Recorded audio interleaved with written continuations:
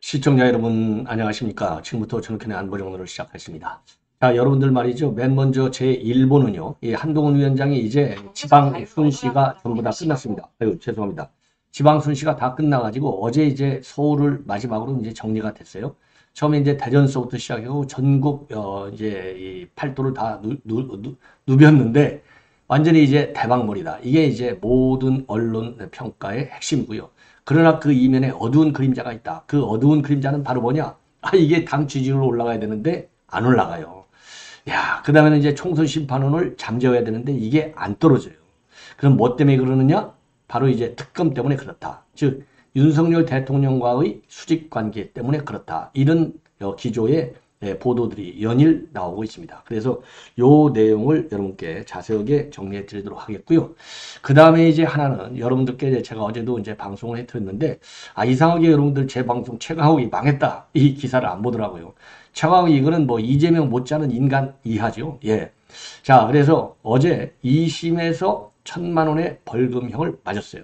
근데 이 벌금형이 떨어지니까 최광욱이가 할 말이 없으니까요. 이거 재판부가 너무나 참 풍부한 상상력을 썼다. 대법원에 가서 심판을 받겠다. 누구라도 다 이제 그렇게 기계적으로는 얘기하겠지만 최광욱의 발언은 이게 여전히 어제 재판부도 얘기했잖아요. 죄질이 나쁘다고. 그러면은 1,000마디가 대법원에 가더라도 1,000마디가 죄송합니다 했어야죠. 그런데 바로 그냥 죄송하다면은 절대 안 해요. 단 한 번도. 이런 인간을 갖다가 배지 준 문재인.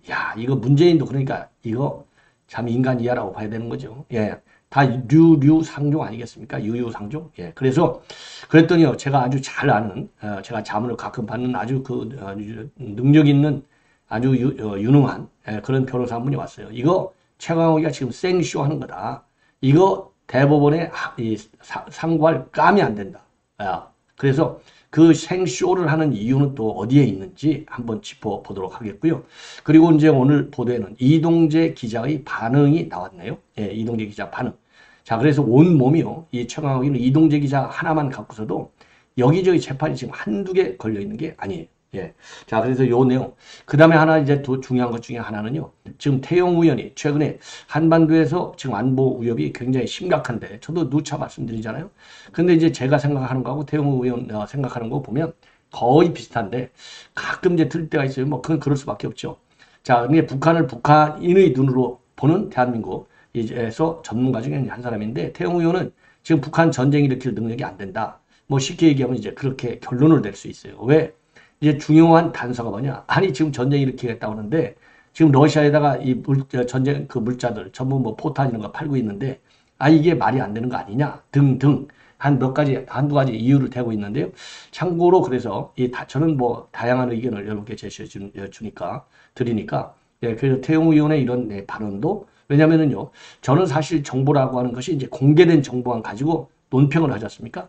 근데 이제 태용 의원의 경우에는 이제 현직 의원이고, 또 이제 외통위에서 간사하고 있기 때문에 제가 모르는 비공개 정보를 당연히 가지고 있겠죠. 예. 그래서 그런 비공개 정보를 공개하고 안 하고 간에 머릿속에는 있으니까 그런 것도 염두에 두고 하는 발언이 아닌가 이런 생각이 들어서 지금 이 시간에는 태용 의원의 발언을 말씀드리고 그리고 이어서는 미국 내 전문가들이 추가적으로 제가 사실 어제부터 보도해 드리려다가 이 정치권 뉴스 뜨거운 개발하고 못하고 있는데 갈루치 북핵 대사가 전쟁 위험, 핵전 위험 분명히 있다. 딱 또 경고를 날렸습니다. 자, 그래서 이러한 내용을 가지고 여러분들께 말씀을 드리고 그리고 김홍거리가 지금 열이 단단히 나 있어요. 공천 안 주겠다는 겁니다. 이재명이가 왜냐하면 DJ를 팔아먹어야 되는데 DJ 파는 게 문제가 아니고 김홍거리 때문에 표가 날아가는 거 하나 있고요. 이 김홍거리가 제가 보기에는 잘못 신청한 것 같아요. 민주당 대변인 강선우 지역에다가 공천원이 이재명이가 강선우 챙겨주지 김홍거 챙기겠습니까? 강선우는 이불까지 그냥 그 단식할 때 그냥 지 시아버지를 그렇게 좀 정성돼서 이 이불을 덮어주는지 그게 궁금해요. 그 온갖 정성을 다해서 충성맹세를 하고 있는 그 의원인데 거기에다가 공천 주지요. 당연히. 예. 자, 그래서 요런 내용을 말씀을 드리겠는데요. 여러분들 보실 적에 꼭 구독, 좋아요 부탁드리고 그리고 SNS를 통해서 많이 좀 공유를 해 주십사. 그래서 제 방송이 이번 제 총선에서 이번 총선 끝나면요. 이번 총선이 만약에 실패한다. 그러면 그냥 식물 정부가 아니라 여러분들 생각나시죠? 추미애하고 문재인이가 총장 앉혀놓고 완전히 얼마나 몰아붙였는데 내쫓으려 있잖아요. 아니 뭐 내쫓으려고 한 게 아니라 그게 실패했을 뿐이죠. 법원에서 가처분 신청 인용됐으니까. 대통령 앉혀놓고 내쫓습니다. 탄핵 퇴진으로 가요. 퇴진 앤드 탄핵으로 갑니다. 아니 지금은 이미 민주당에 탄핵 퇴진 카드 꺼내놨잖아요. 근데 요즘 덜 꺼내죠 이제. 김건희 여사를 앞세워갖고 특검으로 가야 되니까. 특검 간 다음에 남은 카드 총선에서 이기면요. 그 다음에는 퇴진 앤드 탄핵으로 가요. 그래서 이거 윤 대통령이 탄핵으로 가고 안 가는 것도 물론 굉장히 중요하지만 왜? 아니 당당하게 민주 원칙 4개 선거에서 당선됐는데 법적 근거도 없이 몰았는데 말이 안 되잖아요. 그게 중요한 게 아니라 그것도 중요하지만 더 중요한 것은 나라가 망해요. 나라가. 김정은이 망하는 거 보셨잖아요. 예, 그렇기 때문에 나라가 망하면 우리 아들, 딸들 뭐 먹고 삽니까? 예. 그래서 제가 열불이 나가지고 제가 잠도 그냥 한 서너 시간씩밖에 못 자고 매일같이 방송해야 되는 거예요. 그래서 여러분들 제 방송 좀 많이 더군다나 요즘 이제 20대들도 우리 보수 유튜브를 많이 보고 있고 20대들도 우리 지지층으로 지금 넘어오고 있잖아요. 그래서 20대 젊은 층들에게 제 방송을 좀 많이 권유해 주십사. 거듭거듭 당부의 말씀을 좀 드리도록 하겠습니다. 항상 저는 팩트를 가지고 평가합니다. 예. 자, 그러면 한동훈 위원장의 인기몰이와 관련해서 먼저 지금 보름 동안 전국 10개 지역을 싹 다 돌았어요. 자, 그래서 요 내용을 먼저 이 자료 화면이 아주 잘 나왔어요. 이건 이제 조선일보에 나와 있는 자료인데요.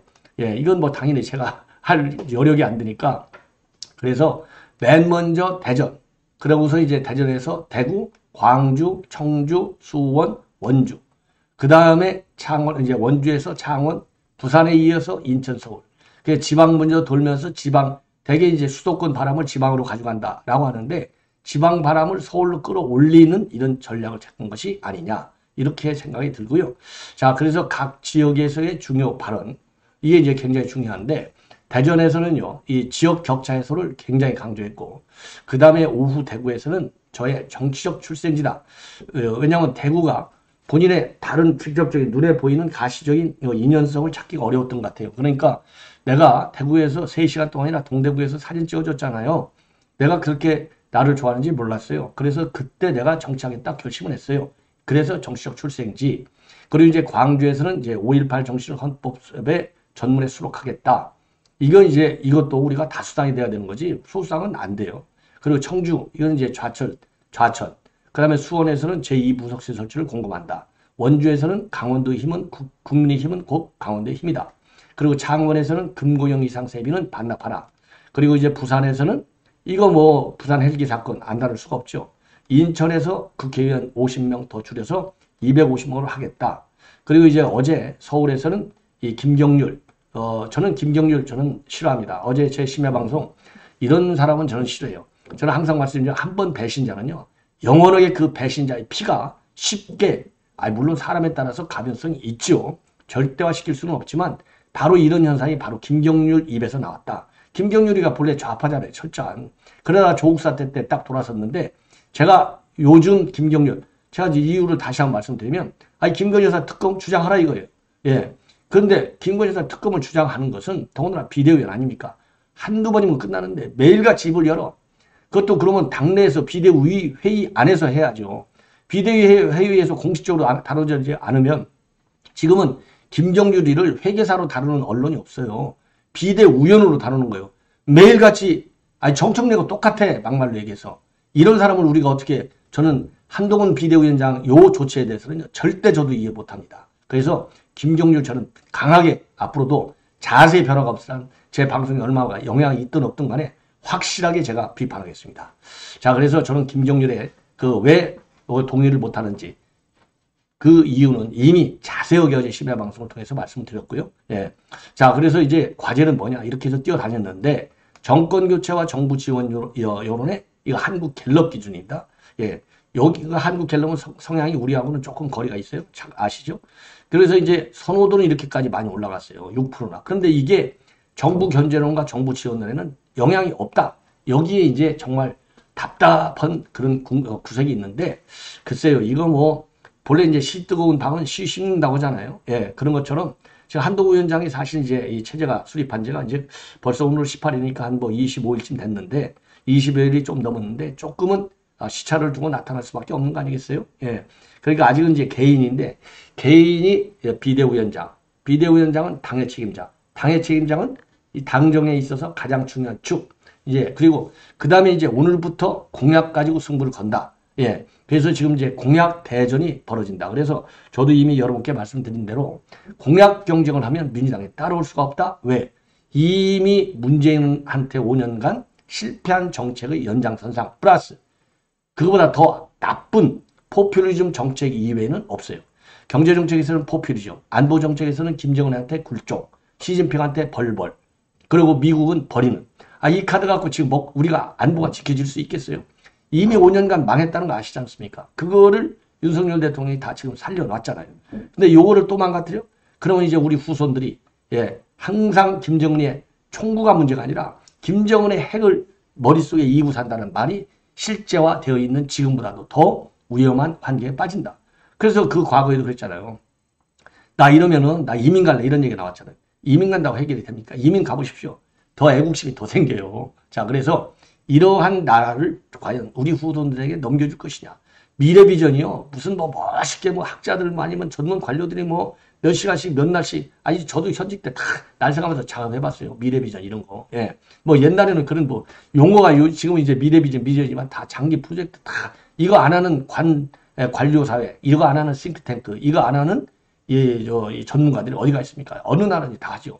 근데 이 미래 비전을 보면 민주당 이거 이재명이 내놓는 거 이거 들으나 마나 그런 거 듣고 앉는 것 자체가 시간 낭비예요. 그래서 정책 경쟁을 하면 그때부터 지금 이제 한동훈 비대위원장의 개인 인기 이것이 이제 확인이 된 거잖아요. 그리고 이게 좀 퍼지잖아요. 근데 이게 당으로 연결되지 않는 이유는 당의 정체성, 당의 활동 방향, 당의 미래 비전 이게 안 나온 거예요. 그래서 지금부터 오늘부터 나오는 당의 정책이 딱 나오면 이제는 당 지지율도 영향을 줄 것이다. 자, 그리고 당정은 같이 가야 되잖아요. 아니 뭐 여당하고 정부하고 따로 가는 그건 이제 배가 산으로 가는 거죠.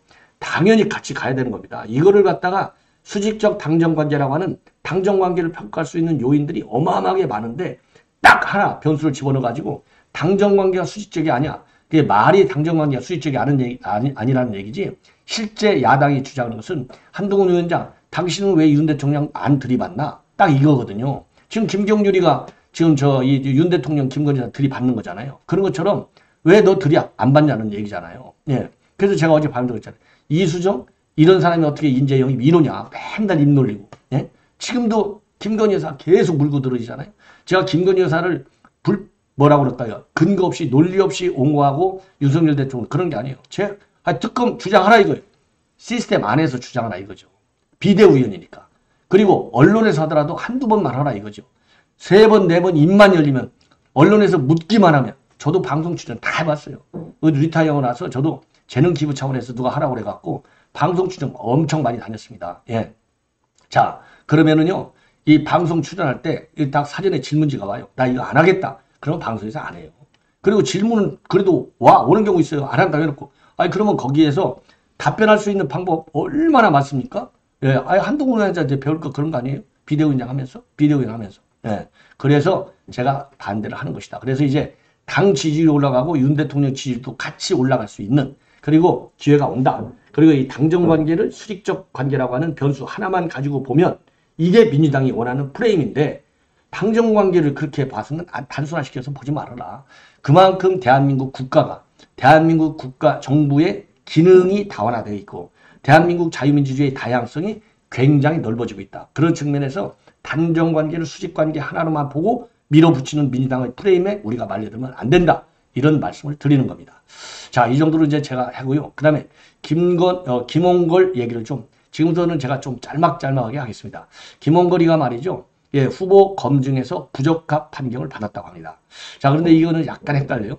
자, 보류냐, 지금 보류되어 있는 상태. 예, 그래서 부적합적으로 사실 키우는 거죠. 왜냐하면 너 합격했어 했다가 지금 보류할 거야. 딱 2번 문자를 통보했어요. 그러니까 이제 사실상 부적합인데 지금 이 단계에서 부적합이라고 딱 결정을 짓는 게 좋으냐 안 좋으냐? 요 파급 영향, 이게 여론의 눈치를 보려고 지금 검증위에서 살짝 빠져 있는 거예요. 내부적으로는 너 공천하자 다 결론 나와 있는 겁니다. 그래서 공간을 넘겼다고 하면서 시간을 벌겠다는 거예요. 시간을 벌어갖고 이재명한테 딱 직격탄으로 날라오는 이 네거티브한 영향을 최대한으로 차단시켜 보겠다.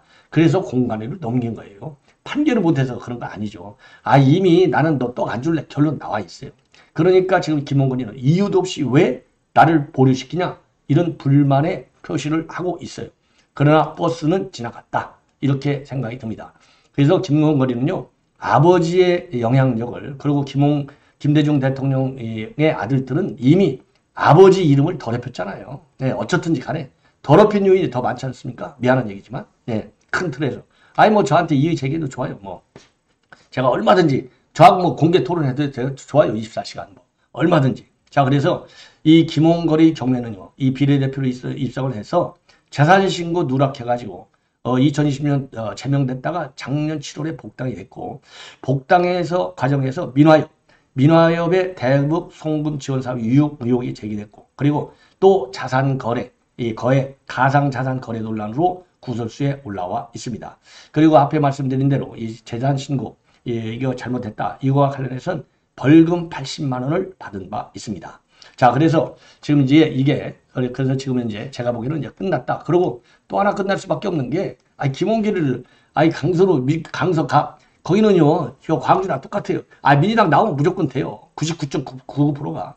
거의 뭐 구상찬이 하나 빼놓고는 국민의힘에서 된 적이 최근에는 없어요. 예. 그러니까 거기 가는 거 아닙니까? 더군다나 강선우는 금태섭이 잘라내고 줬잖아요. 그리고 강선우가 지금 대변인하면서 얼마나 충성맹세를 하고 있습니까? 주지요, 당연히.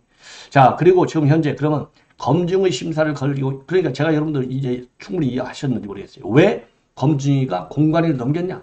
제일 큰 거는 시간 벌기예요. 그래서 영향력을 DJ를 지금 팔아야 되는데, 그 DJ 팔 수 있는 시간은 좀 확보하자. 그래서 이 김홍걸이 아웃시킨 데 대한 이 반론이다. 그런데 정말 헷갈리는 게, 김홍걸이는 무시하면서 박지원이는 검증평가 통과시킨 거, 이거 민주당 망조가 다 드는 겁니다.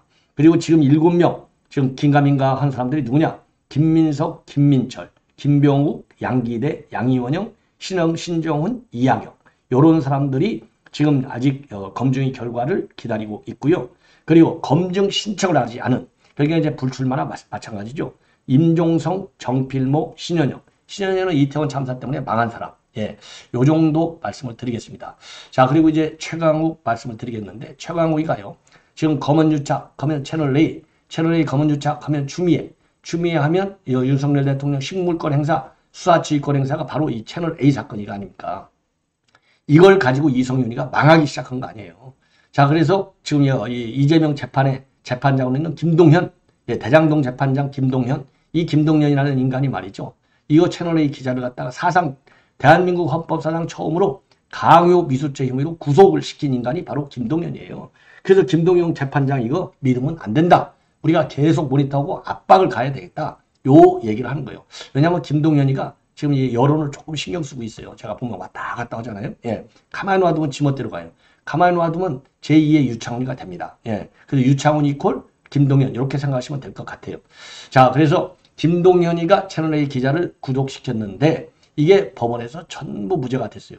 이동재 기자가 무죄가 됐다? 그러면 뭐 자동적으로 법리 몰라도 돼요. 그냥 신문기사 상식만 갖고 판단해서 명확해.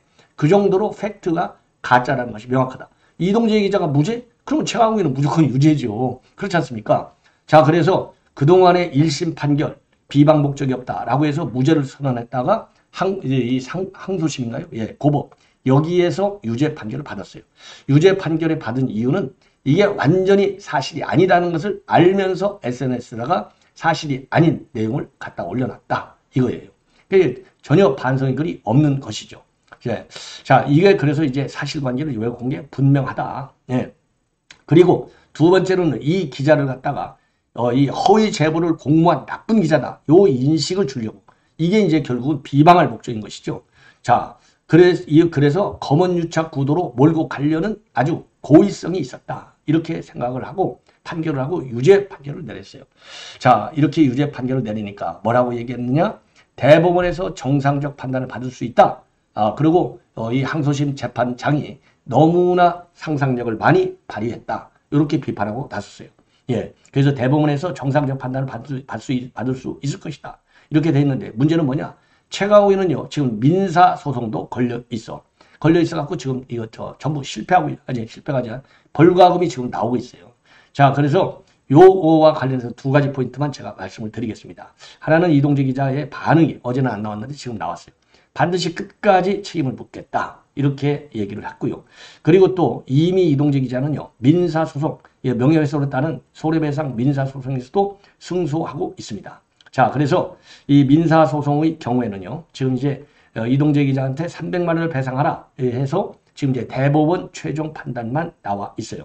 그리고 이 최강욱이는 조국 자기 은사잖아요. 아들 허위 인턴 증명서 띄어갖고 요것도 전부 다 대법원까지 끝나서 의원직이 상실되어 있어요. 그러니까 크게 봐서 지금 아들 관계, 조국의 아들 관계로 딱 끝나서 배지가 딱 떨어져서 정말 다행이고, 또 하나는 이동재 기자를 저렇게 난리를 쳐갖고 허위사실 비방 이렇게 돼가지고 지금 명예훼손 혐의로 걸려 들어가지고 1심에서는 무죄했는데 2심에서 유죄 판결이 됐는데, 문제는 바로 뭐냐? 문제는요, 제가 이제 모두에 말씀드린 대로 아주 유능한 이 변호사한테 제가 연락을 받았어요. 그랬더니 최강욱이 이거 생쇼 하는 거다. 이렇게 하면서 뭐냐. 대법원에 상고를 하려면 우선요, 이 벌금 1,000만 원 같은 거, 이거는 상고 이유가 되지 않아요. 그러니까 대법원에 상고를 한다 하더라도 바로 이건 기각이 된다 이거죠. 이거 읽어볼 필요도 없이 바로 기각. 그러면 대법원에 상고하려면 어떤 건들이 상고가 되느냐. 우선 사기 또는 무기징역 10년 이상의 징역을 받거나 아니면은 근거가 선고된 사건에 한해서 중대한 사실 오인이 있거나 아니면 법리 해석이 잘못됐을 경우에 뭐라 그럴까요? 대법원에 이제 상고를 할 수 있는데, 이거 1,000만 원짜리는 그러니까 건수가 안 된다는 거죠. 그러니까 이거는 생쇼 하는 거예요. 왜 생쇼 하냐? 그래도 망신 덜 당하려고. 지가 잘났다고 하려고. 자, 이게 일종의 여론 왜곡전이고, 왜 또 그러냐? 여기서 아무 말도 안 할 수가 없잖아요. 예, 저 같으면 아이고 죄송합니다. 저는 상고를 포기하겠습니다. 이럴 것 같아요. 그런데 왜 그러냐? 지금 이제 조국을 당선시켜야 돼요. 김남국이를 당선시켜야 돼. 김용민이 선거운동을 해줘야 돼. 예. 왜냐하면 이 좌빨들, 그죠? 이 강성 철학의 인간들, 황운하도 띄워줘야 돼. 그러니까 본인이 대법원에 상고해가지고 노이즈 마케팅을 계속해야 본인이 이제 빅 마우스가 됐을 때 영향가가 있는 거 아니에요. 좌파들한테. 왜? 최강욱이 눈에는 좌파만 보이니까. 개딸들만 보이니까요. 그러니까 최강욱이가 나 대법원에 상고할래! 딱 이렇게 고함을 치르고 다니는 거예요. 이 뻔뻔스러운 인간들 정치권에서 완전히 고립시켜야 됩니다. 자, 그 다음에는요. 이게 북한 지도부. 자, 이거 사진을 보십시오. 요 빨간 사진이요. 지금 이렇게 빨간이 이제 위만 딱 빨간이고 안에는 파란. 그래서 이거는 김정은이가 통일 관련 기구를 싹 다 정리했고, 그리고 남북한 관계는 동일 민족 관계, 하나의 민족, 하나의 국가, 2개 제도라고 돼 있잖아요. 그게 이제 2개 국가로 만들어 버린 거예요. 그래서 통일을 안 하겠다는 거 아닙니까? 못 한다는 거 아니에요? 자, 다른 나라라는 거 아니에요? 그러니까 이제 요 지도도 둘로 나눠놨어요. 자, 이런 상황에서 이제 우리가 짚어봐야 할 상황은 이 정도로 이제 북한이 교전국으로 나눠놨지 저렇게 이제 딱 나눠서 다른 나라로 본다는 거 아니에요? 2개, 대한민국 국가를 써주잖아요. 이거는 좋은 의미로 국가 인정을 하는 것이 아니라 그렇죠? 제1적대 국가, 그 다음에 불변의 주적, 이 적대 의식을 최고로 끌어올려서 체제 내부의 결속, 그러니까 우리 이제 보고서 쓸 때 항상 체제 이완, 그렇죠? 이런 거를 막기 위해서, 이런 작전을 쓰는 거예요. 그 얘기는 다시 뒤집으면 그만큼 체제가 지금 흔들흔들 하고 있다. 요 내용이나 마찬가지입니다. 먹고 살기가 힘들으니까요. 빌 클린턴 대통령이 그랬잖아요. 바보야, 경제가 문제야. 딱 그랬잖아요. 이거는 자유민주주의고 사회주의가 더 심해요. 왜냐? 자유민주주의는 선거를 통해서 4년, 5년마다 바뀌지만 사회주의 국가는 그냥 한 칼에 갈려버리는 거예요. 그냥 동구권에서 한 칼에 쫙 붕괴, 도미노가 일어나갖고 지금 동구가 지금 민주화 됐지 않습니까? 그런 거죠. 그러니까 이런 위험 인식을 가지고 있는 겁니다. 근본적으로. 자, 그러다 보니까 지금 미국 내에서는 전쟁 위험성을 경고하는, 이게 지금 한국이 도발을 가지고 이제 억지라고 해서 지금 막을 수 있다고 생각하는데 그것만 갖고는 아니 되옵니다. 전쟁에서 그러면 막는다고 쳐. 막는다 하더라도 전쟁이 일어난다면 막고 나서 남는 것은 대한민국은 폐허다. 이런 아주 엄중한 경고를 내놓고 있거든요. 제가 누차 말씀드린 대로 제가 잘 알아요. 로버트 칼리. 아주 미국 CIA하고 미 국무부에서 북한 정보만 평생 다룬 사람이에요. 요런 사람들. 그 다음에 해커 박사. 세계 제1의 북핵 전문가. 예. 이 사람은 단순한 과학자가 아니에요. 과학자 플러스 정치학자나 마찬가지예요. 요런 사람들이 딱 치고 나왔어요. 그러니까 지금은 이제 갈루치가 또 치고 나와요. 갈루치도 북한을 직접 다뤄본 사람이에요. 이런 사람들이 연이어서 지금 핵전 위험이 있다. 이렇게 경고를 하고 나온 겁니다. 그러니까 이 윤석열 대통령도 바로 세게 맞받아치잖아요. 여기서 빌리면요. 제가 항상 저는 좋은 사람한테는 더 좋게 잘 모셔야 되고 나쁜 인간들한테는 더 나쁘게 하지 않으면 이 사회가 국가가 발전하지 못해. 그게 저희 이제 뭐 이 기본 관점인데요. 국가 간의 관계도 마찬가지라고 봐요. 힘센 사람이 지고 힘센 나라가 지는 거예요. 대한민국에 왜 지금 힘이 없습니까? 딱 힘이 없는 거 뭐예요? 이 뉴클리어 파워, 이 핵 능력만 없는 거예요. 근데 지금 이제 미국이 가지고 있는 핵 능력을 전에는 이거 진짜 우산, 말로는 우산 하는데 참말 우리한테 우산으로 받쳐줄까? 근데 이제 받쳐주겠다 그래서 그게 군사 작전 계획까지 전부 반영해서 금년 7월까지 다 만든다는 거 아니에요. 실전 지침을. 그러니까 이제 핵 우산이 진짜로 이제 보장이 되는 겁니다. 그래서 지금 촘촘하게 이 대북 억지력을 굉장히 윤 대통령이 키우고 있어요. 그럼에도 불구하고 핵전 위험이 있다. 그런데 태용호 의원이 지금 오늘 아침에 밝힌 내용을 보면은 요거하고는 조금 의견을 달리합니다. 그거 그렇게 걱정 안 해도 돼. 약간은요. 그런 뉘앙스예요. 뭐 걱정 안 해도 된다 이건 아니고 그렇게 뭐 전쟁 위험성은 별로 없어. 총탄이나 포탄이 날라올 수는 있어. 그리고 NLL 지역에서도 그렇게 위험하지 않아. 예, 요런 기조의 발언을 했어요. 그래서 제가 이분의 이 태용 의원의 발언은 조금 자세하게 시간이 걸리더라도 그래도 한 4, 5분 정도는 제가 말씀을 드리겠습니다. 왜냐하면 이분은 북한에서 왔잖아요. 그러니까 뭐 북한에 대해서는 뭐 대한민국의 전 세계에서 제일 잘한다고 봐야 되겠죠. 네. 자, 그래서 이 전쟁을 안 일으킨다, 못 일으킨다. 이유는 아니 전쟁을 일으킨다는 나라가 어떻게 러시아 이런 데 무기를 팔아먹겠느냐. 예, 이런 얘기를 하고 있는 거예요. 자, 그래서 공갈이다. 북한의 김정은의 허세나 공갈이다. 불안해하지 말라. 그래서 이걸 정책적으로 일부러 이 안보 불감증을 뭐죠?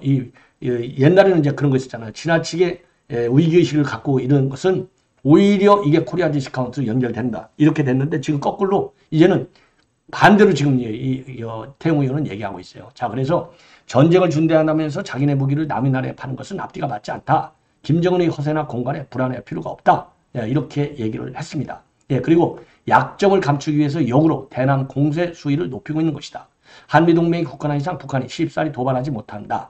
그리고 총알이나 포탄 정도는 오갈 수 있다. 그러나 천안함 폭침 같은 특대형 도발은 벌어지지 않는다. 예, 자 이렇게 얘기한 것이 이제 결론이 되겠습니다. 자 그러면은요 군사적 도발 강화 관련해서는 지금 한미일 삼각 안보 체계가 강화됐고 한미 핵 협의 그룹도 신설됐고 그래서 대응 능력이 촘촘해졌는데 그 이전에는 김정은이는 한미동맹이 그동안 제대로 대비 못했던 전쟁 부분을 약점으로 팔고 들여 했지만은 한미동맹이 북핵 대응 능력까지 촘촘하게 갖추니까 이제는 김정은이가 거꾸로 불안해진 것이다. 그리고 이번 총선하고 미국 11월 대선과 관련한 도발이라는 점, 이건 연관성이 있다는 것이죠.